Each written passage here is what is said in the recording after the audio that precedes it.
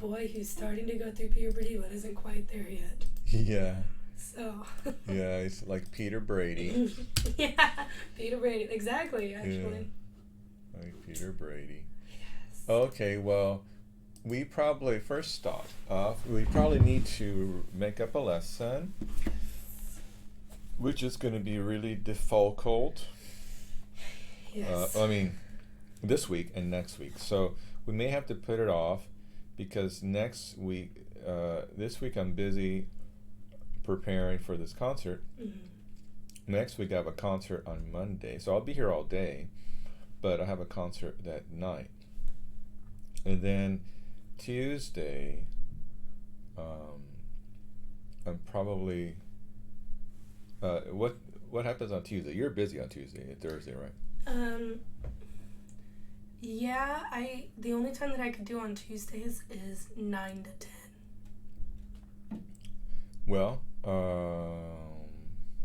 we could wait on that if you like. Yeah. Let's see. The next week I'll be less busy, so we can have a regular lesson. Mm-hmm. What's this thing?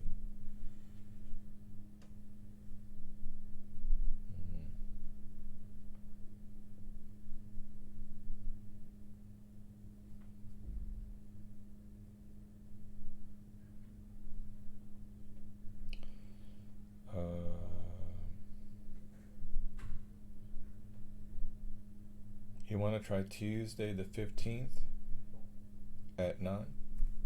Sure, that works. So Tuesday the 15th, 9 o'clocker.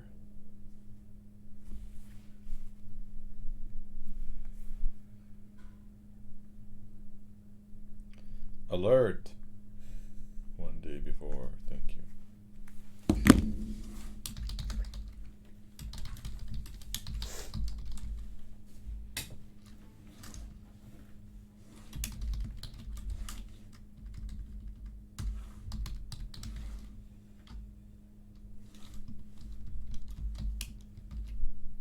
Okay, just putting that in there for you.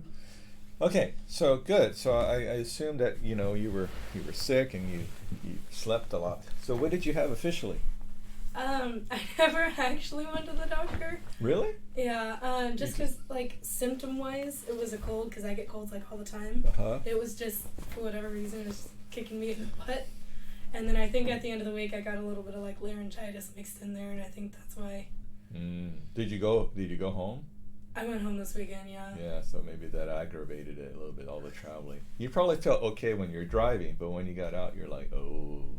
I had to stop, like, halfway of the Really? drive to, like, get, like, candy and, like, Gatorade to, like, keep me awake, Yeah. especially on Friday. Man.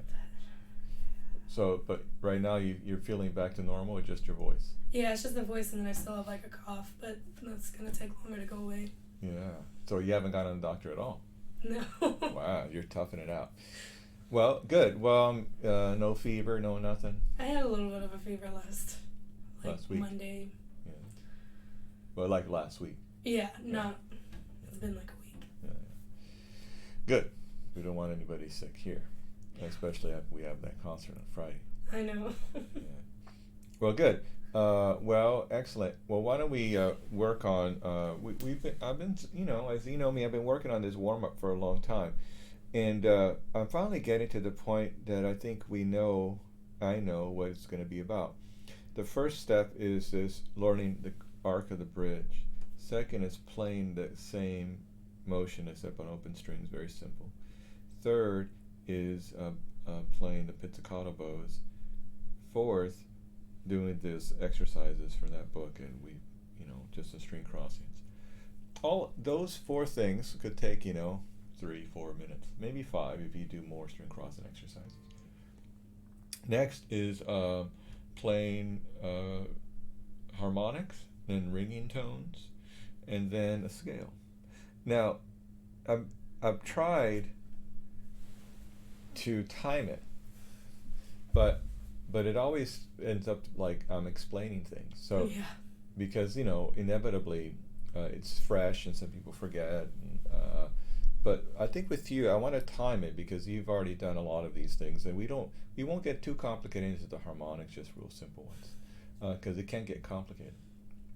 But just to meditate this, when you get to the harmonics, still feel you're playing by the bridge, and still feel that you have pizzicato bows, so you could get this articulation going.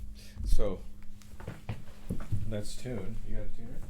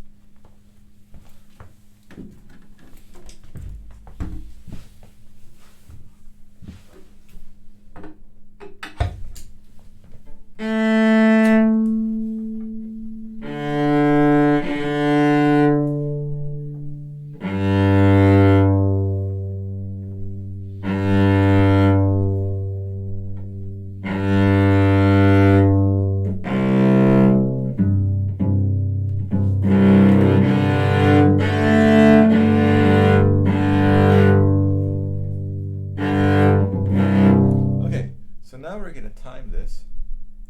Put a stopwatch on it. Okay, so let's see how it goes, and we're going to have very little explanation. You're my guinea pig. Figure it out. Okay, starting now. Place your bow on the C string in the middle. So about there. Touch the bottom and roll to the top. Touch the other side.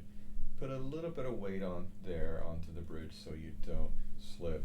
And notice that you're going across in a continuous motion, up and forward and down and back.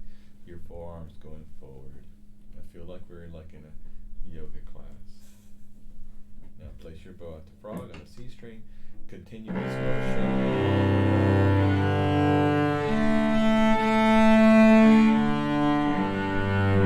Feel like you're extending your arm, elongating.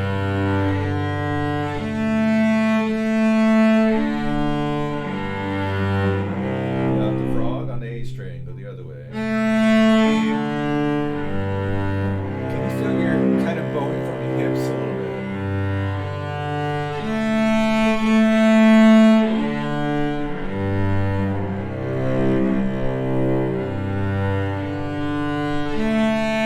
Good, awesome. So now we're going to do some pizzicato bows. Place your bow on the C string.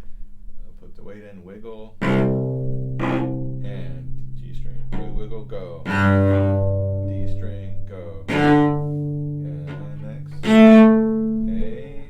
And next one. Next one. Next one. Good. It doesn't have to be so impressive. Now, let's do our string crossings from that book. Do you remember them? Now, go.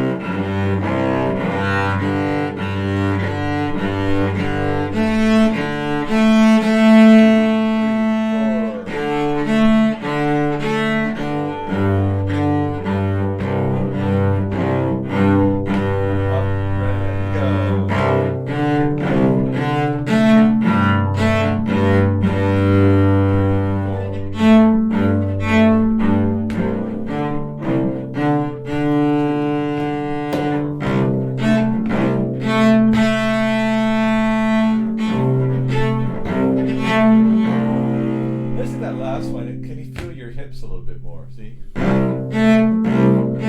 if you're going to the left, move your hips to the left. Going to the right, move that way. Ready? Go.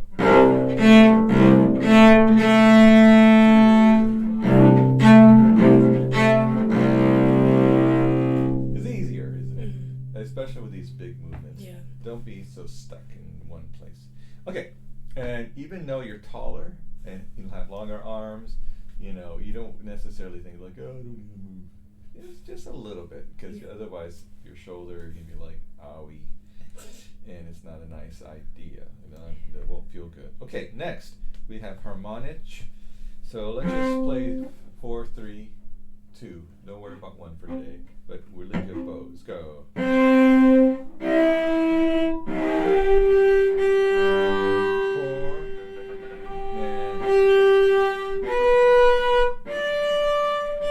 and sorry.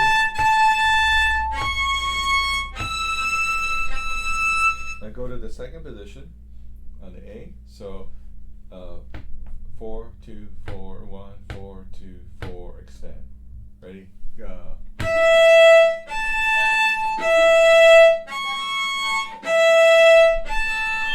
Extend. Extend back. Too far. Yeah, by the bridge. Now, next string. Ready? Go. Square before. No extension.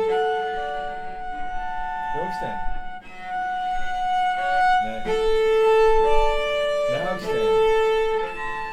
Next one. First finger closer. Now extend. Next one.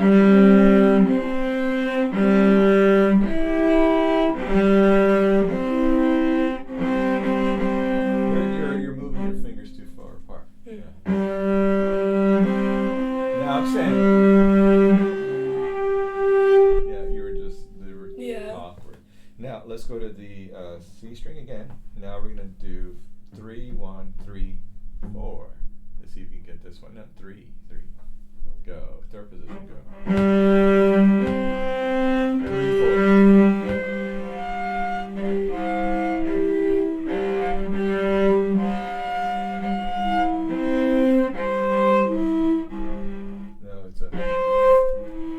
There's no extension. By the bridge. There. Again. The third, G string. Go. Don't stretch. There you go. Next one. By the bridge.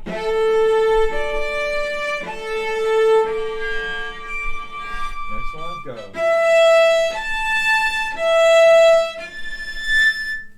Good. All right. Now, let's do our ringing tones. Just follow me. Fourth finger, go.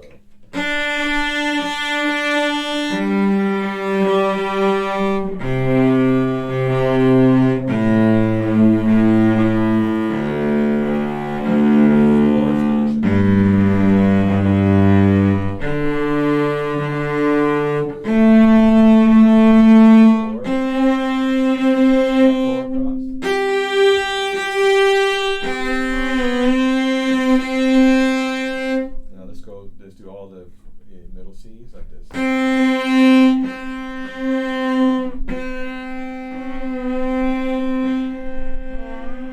Harmonic. Harmonic. Harmonic.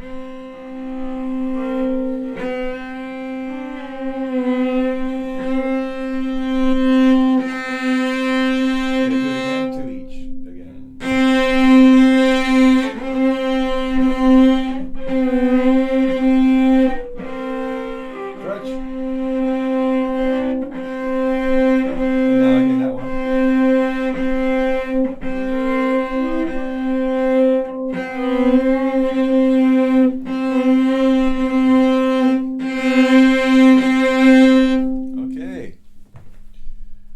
So far, that's 8 minutes, 8.5. Now let's do a scale. Let's just do G major for, let's do the whole system. So 1, 2, ready, go.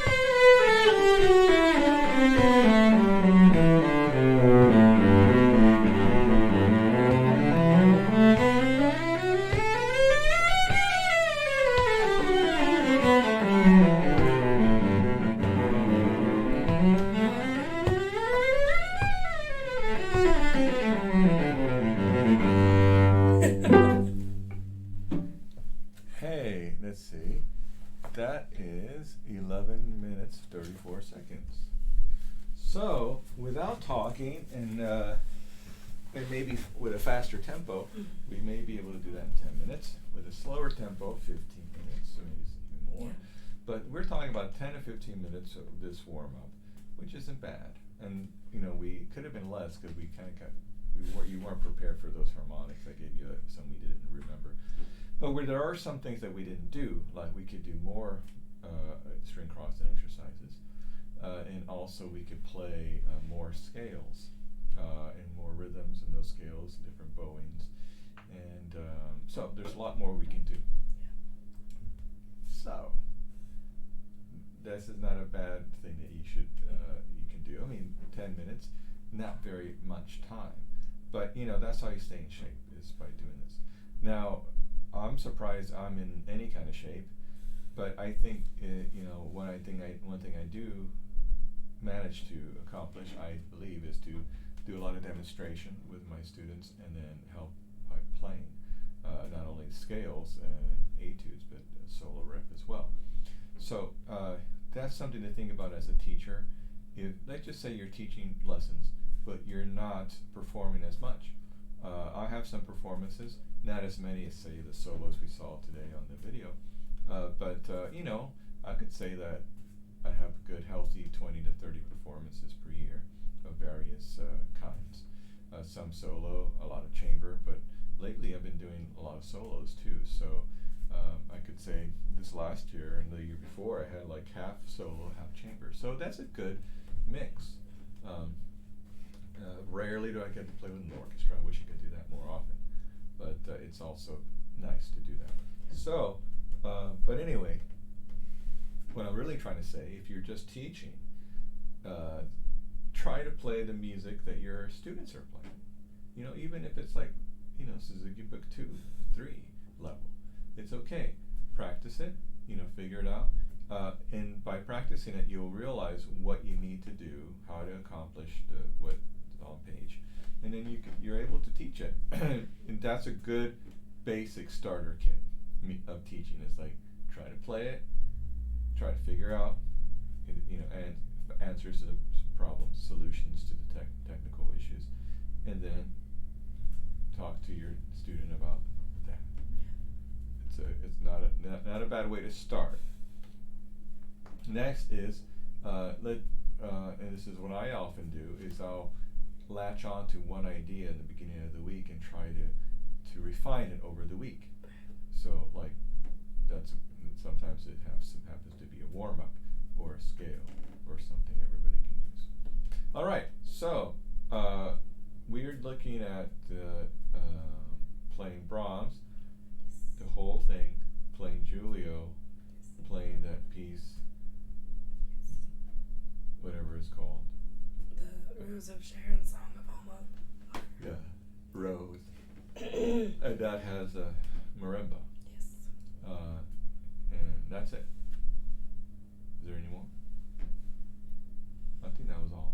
I think that was it, yeah. And perhaps a little music therapy portion of it, 5 or so minutes or more, which is yet to be determined. Do you think you have an idea what that would be? I honestly haven't thought about it yet. Well, let's think about it soon, because what you don't want is like, it's like 2 weeks before, and it's like to be announced from stage. You don't want that to happen. Okay, now let's go to your Brahms. And we were working on it. I think we got through almost all of it. Mm-hmm. Didn't we? Almost. Did we do the ending coda? We've looked at like the first half of it. Okay, well let's start at the coda. And let's get to the end. You need to eat some spicy food. Get all that guck out. Oh, for real. So.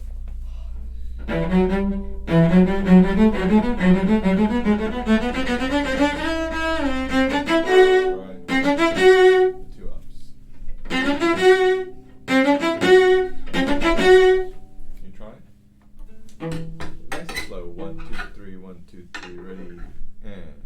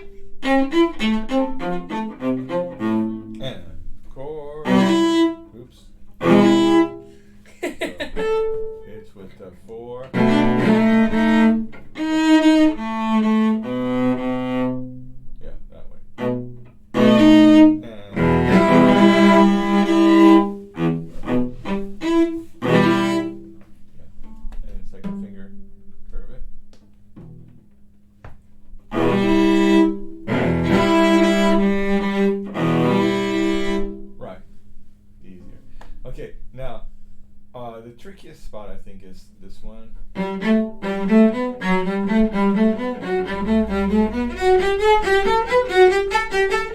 That part. So can you try it once slowly? 1, 2, 3, go.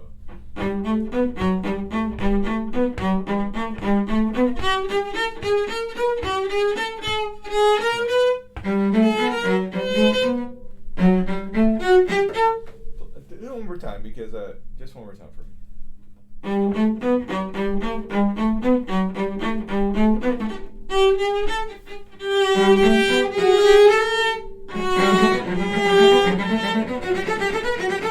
Yeah.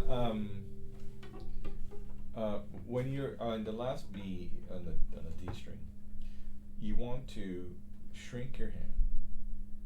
Don't keep it in the extended position. So you're like this. Shrink it, then go.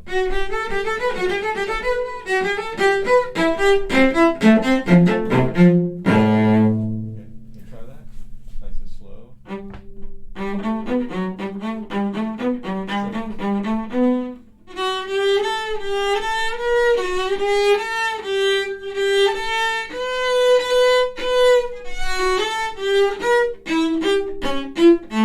Natural. Even lower.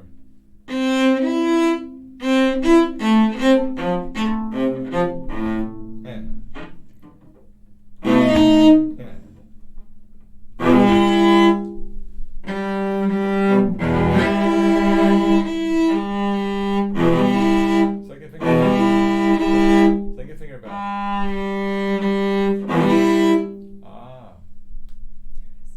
Well, now let's think about how to practice this. We know that we could play with different rhythms, different bowings. We could go slow to fast. These are some options available to us. The slow to fast is very traditional. Let's try that now. Just slow to fast. Don't worry about the bow stroke, making it, marcato, staccato, martelé, off the string, whatever. So just play pretty, like, short bows.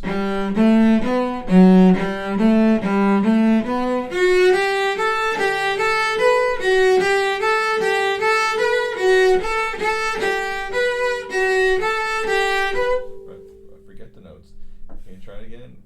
For me, nice and slow, with a heavy arm. 1, 2, 3.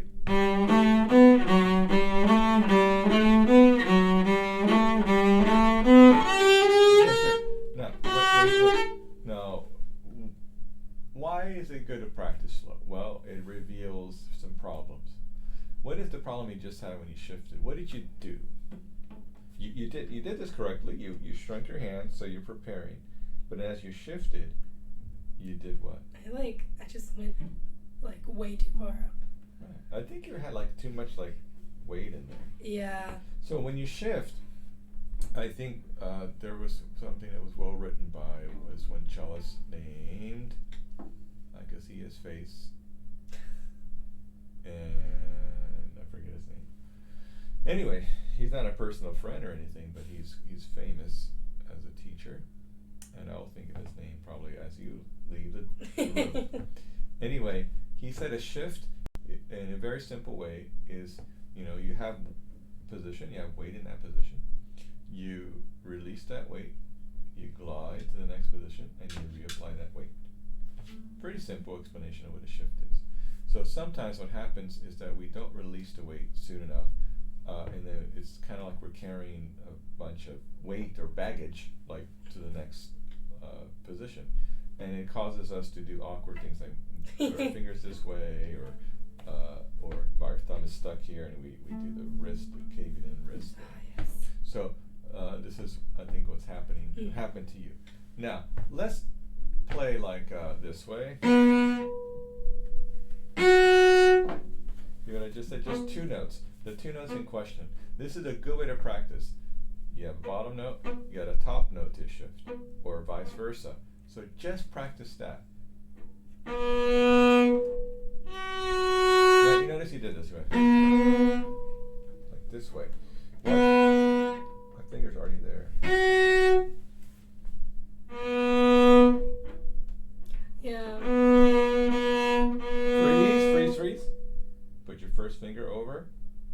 Now release the other fingers. Now shift with your arm, not your hand. Do it again. See, like you did this. It should be with the arm.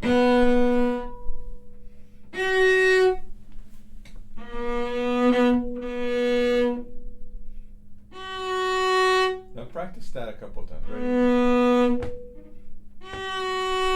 Sharp.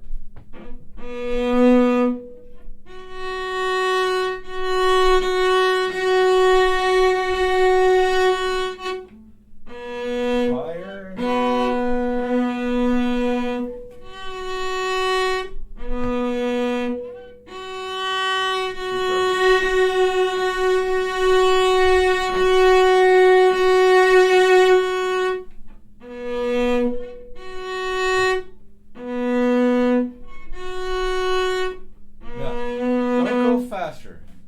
When you're messing up, go slower. You're kind of letting the momentum take the best of you. Right? See what you're doing? You do it again. Ooh.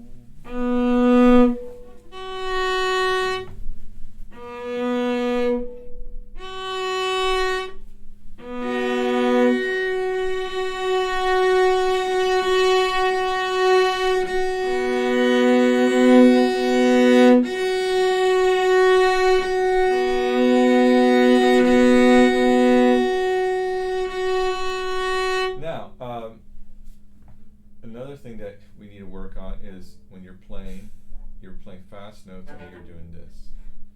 So work a lot on those string crossings. It'll help correct this angle. Essentially, you're like on the G string angle on the D string. And when you get to the A string, it's still the G string angle. You're not moving forward. So your arm is like doing this instead of this. Okay. Now, let's see if we can play only up to the shift, the first note of the shift.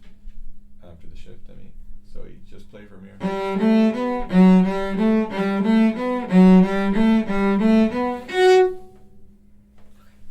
Ready?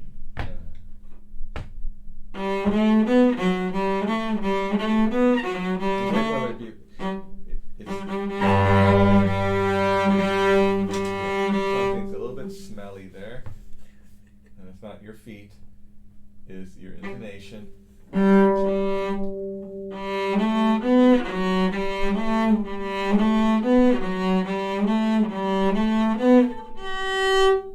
is sharp. Now, let's play just a triplet right before the shift. So we're only going to play 4 notes. Is it a down bow or up bow?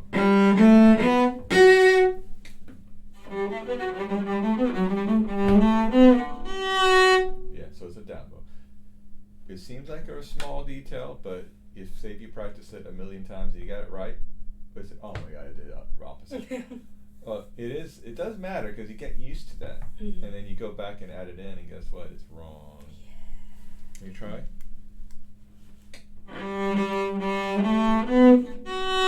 Ah.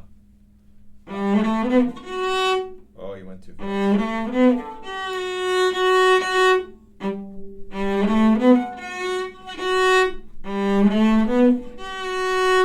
Again. Still, your arm could do better. I mean, it's like you're moving with your fingers. Move like. Sometimes it's better to think like moving from your elbow. Your elbow not up and down, but it feels like feel like your elbow's going forward. See, now you're too far, but that's the right idea. Again. You keep going sharp, don't you? Maybe the whole thing's sharp.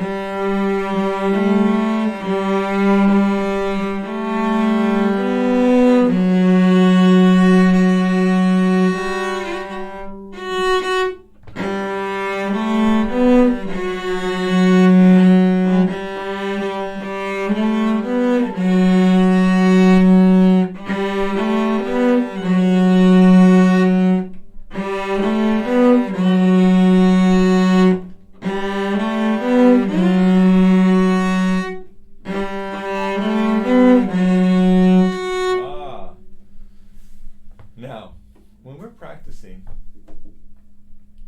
it's like cooking, isn't it? Yeah. Because let's just say you miss one ingredient. Sometimes you could save it by just adding it at the end. But if you miss one step, it like the cake flattens out. Mm. What I mean is, like, say if you cook a pasta sauce, it's like, oh, it's too salty. You actually put a little sugar in, it'll kind of calm down the It salt. like counteracts it. Yeah. Same thing with those too much sugar, we'll put some salt in it. You know, there's some last minute changes you could do to save it. Of course, really great chefs won't do that. But for the novice, I mean, you could save some of these things. But if the cake doesn't rise, it doesn't rise. I mean, there's something you did wrong. So in that case, there is just one little step you missed. And that little step in practice, is important, because it seems you could play on one string or the other string. The in between, the movement between them two is where you have to practice. So that's where you need to be practicing. Okay, so now, what about this bow stroke? It says marcato, doesn't it? Does it say marcato anywhere? It doesn't say anything. How about the beginning of the movement?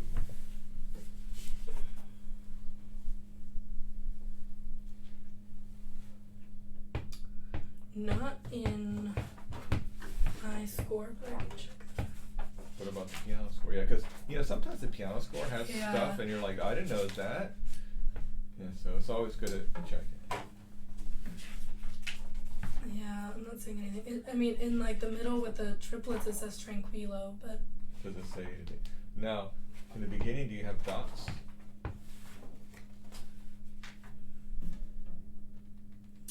on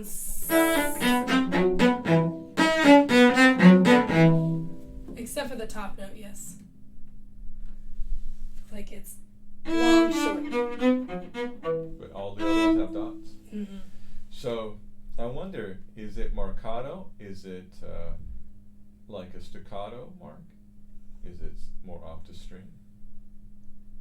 Now, a lot of people play off the string or somewhat off the string. But if at the end, those triplets that we're studying now, are those off? Do those have dots? No. So here's a question to ask: should they have dots? Is it implied that there are dots all the way through? Did they get lazy and like ran out of ink or something? It's like, yeah, we don't have any ink. They'll understand. Or is it really that Brahms didn't write dots there? Did Brahms have a habit of like writing dots and then like stop writing dots? Or I don't know. I mean, I'm not an expert at it, but these are questions to ask. In the end, maybe it's just more like I played better on the string than off the string. And so, sometimes that's the deciding factor. Is like you sound better this way than the other way. Well, like in my part, it shows like the eighth notes before those triplets have dots in the first measure, and then obviously like they mean for it to be implied, and then the triplets have nothing. And then whenever you go back into the eighth notes right before the end, it has the dots over it again. So I'm almost wondering if maybe it's more like on the string, like marcato, than off the string. That's kind of what I'm thinking.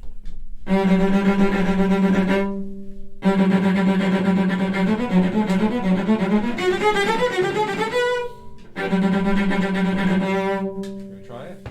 So here's how you do it. You're not ready for prime time. But I hate and I love this. And it's starting to slip. Play 3 notes in tempo.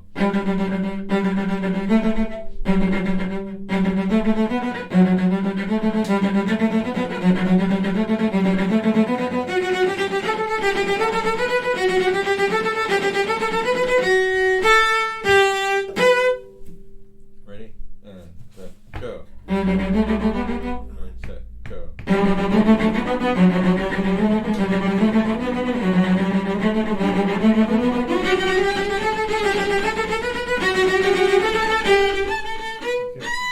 Oh, that's like. So, just play that first G. Let's establish what this marcato sound is. Not too close to the fingerboard, not too close to the bridge, right in the middle. Remember, you have the habit of pointing your stick down. So maybe point up just a little bit so that you can counterbalance that. So just play this note. Ready, set, go. You don't like that spot. Can you stay in that spot? And when you start going faster, you go in this way.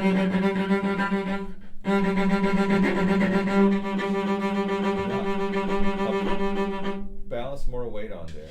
And one way you can think about it is like you're pumping in a well. Whole arm push down. Stick down further. So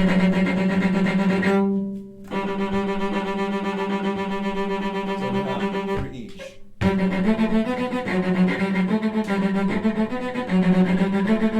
Two, three.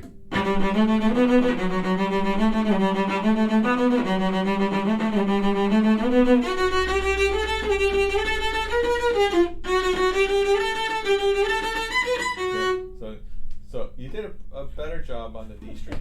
So now let's go to the A string. Get the same note, G. Closer to the bridge.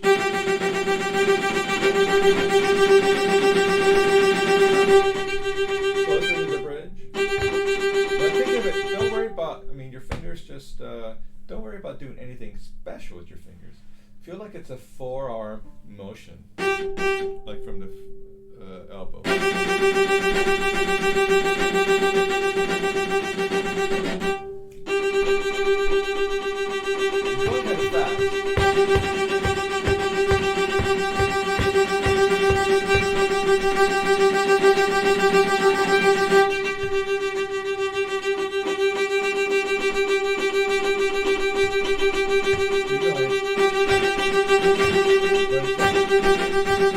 You're going. One, two, three, 1, 2, 3, 1, 2. Go down, up. You're going. You're doing a weird thing. So these accents matter. Yeah. Is also the beat. See? Notice how that first of each three is a little bit longer. 2, 3, 4.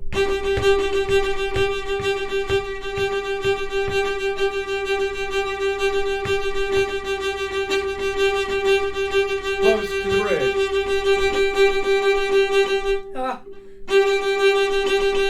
More weight.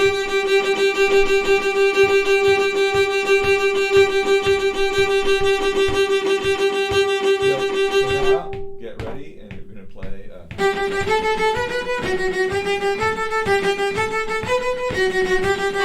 1, 2, go.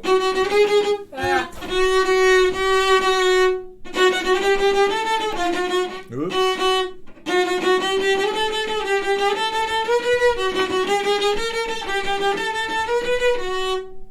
Yeah, so this is an awkward position to play it with thumb.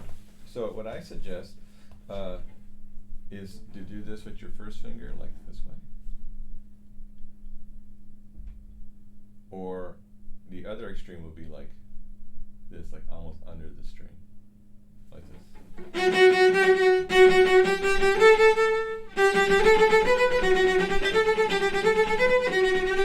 You're kind of playing on the nail.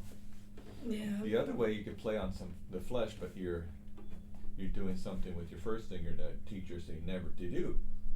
But then you look at professionals and they're doing it all the time. And they're okay. Just so happens to be something I'm good at doing. Yeah, it's like a bad technique that comes in handy.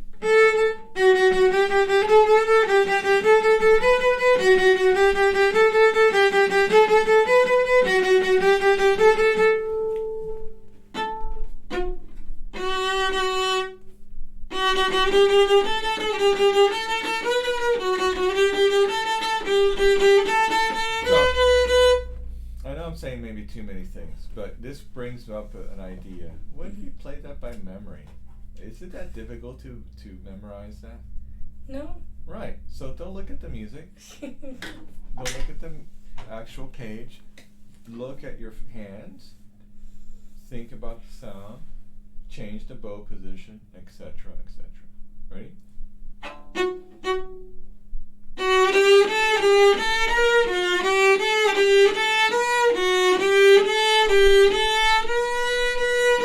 So, freeze. What if you released your first and second finger? Just a little bit. You obviously has to be close. But what you're doing is you're keeping all three fingers down. So if you did.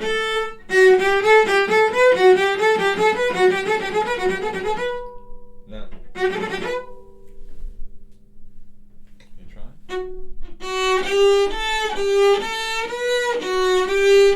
Let go. Yeah. But again.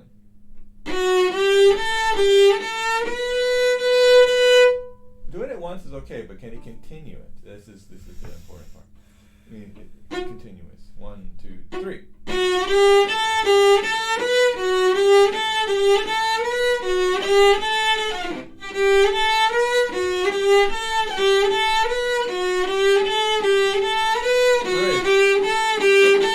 Short bow.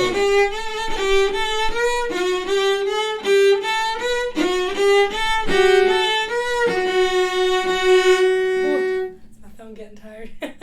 Yeah, so your thumb doesn't have to be pushing the whole time. No. It only has to apply weight when it's working.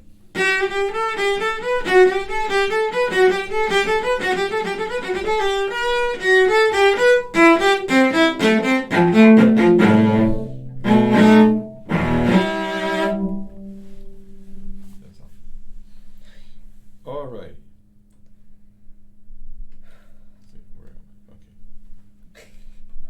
All right. Well, let's go to the. We've gone through the whole thing. Doesn't mean it's perfect, but do you have a question about any section that I could answer maybe for you? I had a bowing thing actually. So at the beginning, that's like the bowing that we did, and then right here it has the up right there, like written in the part. Should I just follow the same bowing as up there and get rid of that? Okay. Right. Well, that goes down, up. So either you do one or the other, you see? Yeah. Or you just take it as it comes. Mm-hmm. So. Yeah, so it's like they both have like an up. It's just a matter of where the up is. Yeah, in this case, it's a good idea to just follow the same pattern.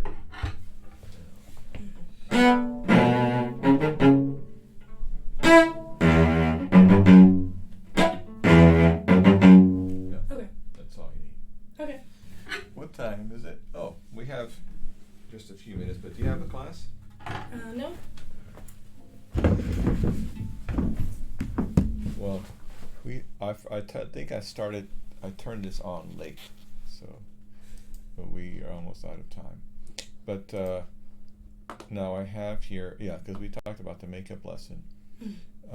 That's Tuesday, October 15th at 9. Yes. We've played the whole Brahms. I think what we need to do is find someone you could play with, a pianist, of course. So let's find a pianist for next semester for Brahms. You know, maybe we could ask Mihai. You know him? Mm-mm. He's one of the guys, new pianists who are teaching piano classes. You may have seen him. He's a pretty tall guy. Likes to dress up in a suit a lot. Has like dark brown, blonde hair. I mean, he teaches piano classes. Okay. So, and he also accompanies some people. So, you can ask him. I think he may have even played it. Okay, I'll ask him for sure. Yeah. What's his name? Mihai, Mihai, I think.